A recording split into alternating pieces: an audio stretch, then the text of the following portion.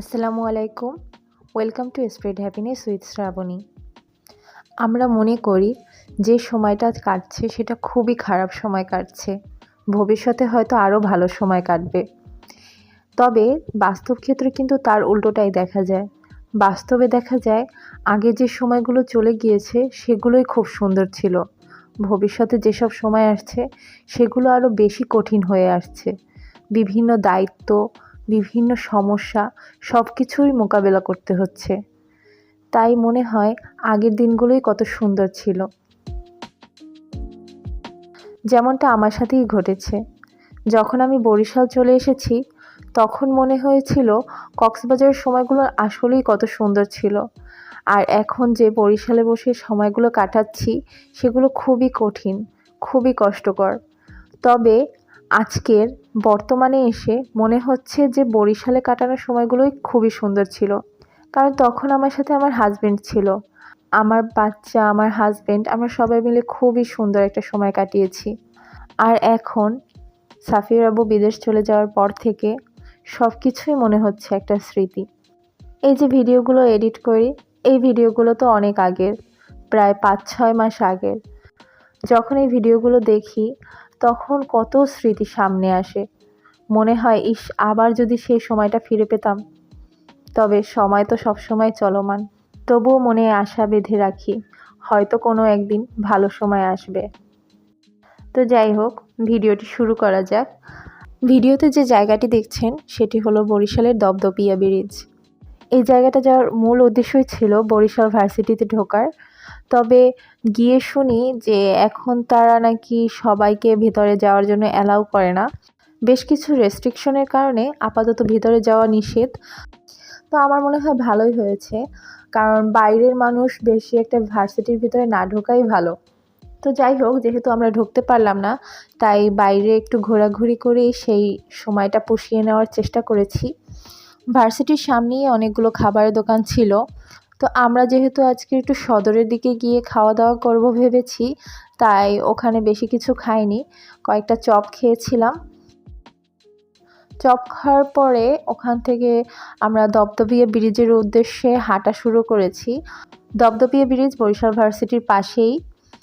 তো ওখান থেকে হাঁটতে হাঁটতে মাঝ বরাবর যাওয়ার উদ্দেশ্য ছিল। যেহেতু আমরা বিকাল টাইমে বের হয়েছি তাই পরিবেশটা খুবই সুন্দর ছিল। আর তখন সানসেট হচ্ছিল, মনে হচ্ছিল সূর্যটা যেন পানির নিচে ডুবে যাচ্ছে আর তার আভা চারিদিকে ছড়িয়ে পড়ছে।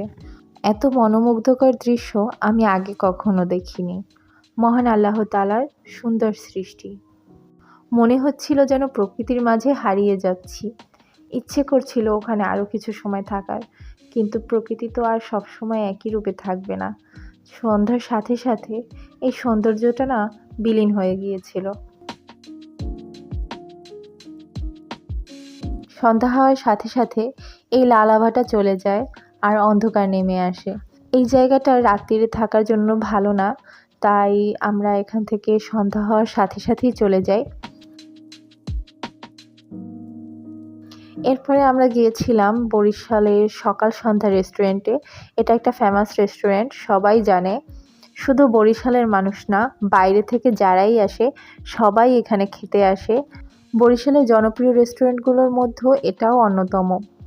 শুধু বরিশালের মানুষ না, বরিশালের বাইরের মানুষরাও এই রেস্টুরেন্ট সম্পর্কে জানে। আর আপনারা যদি কেউ বরিশালে ঘুরতে আসেন অবশ্যই এই রেস্টুরেন্টে ট্রাই করবেন। এখানে খাবার বেশি জনপ্রিয় হওয়ার কারণ তাদের ঐতিহ্য। সময় চলে গিয়েছে কিন্তু তারা তাদের খাবারের স্বাদ সেই পূর্বের মতোই রেখেছে, তাদের ঐতিহ্য তারা ধরে রেখেছে। আর সেই সাথে এখানে খাবারের দামটাও অনেক কম।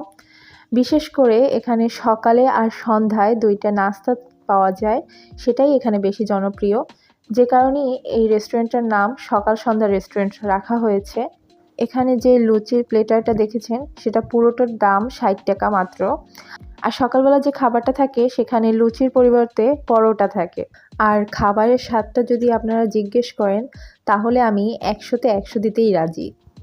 আমরা যে খাবারটা খেয়েছি সেটা একটু ঝাল ছিল, এই জন্য সাফিয়া সেটা খেতে পারেনি।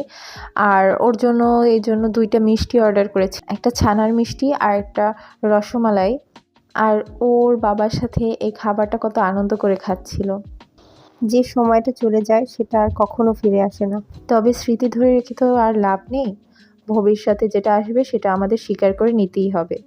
তো আজকের ভিডিওটি এখানেই শেষ করছি। সবাই ভালো থাকবেন। আল্লাহ হাফেজ।